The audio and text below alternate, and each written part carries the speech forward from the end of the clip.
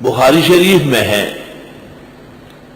کہ حجۃ الوداع کے موقع پر جابر ابن عبداللہ البجلی رضی اللہ عنہ ان کو حضرت نے کہا استنصت الناس، لوگوں سے کہو کہ خاموش ہو جائے۔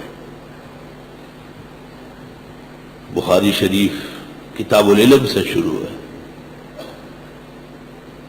جابر ابن عبداللہ البجلی سے آپ نے کہا استنصت الناس، لوگوں سے کہو کہ وہ خاموش ہو جائے، کیونکہ لوگ تلبیہ پڑھتے تھے، لبیک اللہم لبیک لبیک لا شریک لک لبیک، ذکر کرتے تھے لا الہ الا اللہ، دعائیں مانگتے تھے لا الہ الا اللہ وحدہ لا شریک لہ لہ الملک ولہ الحمد وہو علی کل شیء قدیر۔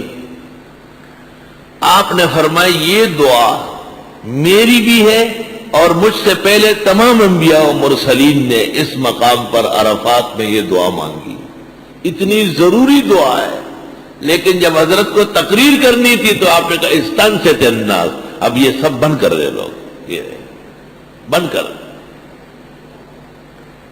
تفسیر آپ گھر دیکھیں، جو ان سے بھی دیکھیں، اہل حق کی کتابیں دیکھنا، اہل حق جن کو حق کی حمایت و نصرت حاصل ہے۔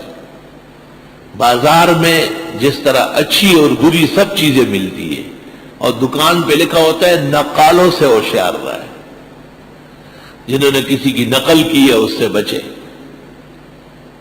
اسی طرح لوگوں نے تفاسیر بھی لکھی اور تحریف کی ہے، دین کے نام پر کتابیں لکھی ہے اور ان میں بے دینی ڈالی۔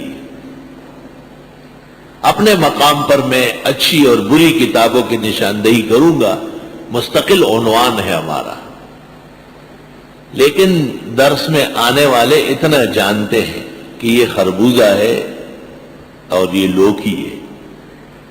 خربوزے کے نام پر کوئی لوکی نہیں خریدتا ہے۔ یہ بھی جانتے ہیں کہ یہ گوشت حلال جانور کا ہے، کھانے کا ہے۔ یہ بھی اب لوگ جان چکے ہیں کہ جھینگا مچھلی نہیں ہے اور حنفی فقہ میں ناجائز ہے، احتیاط ضروری ہے۔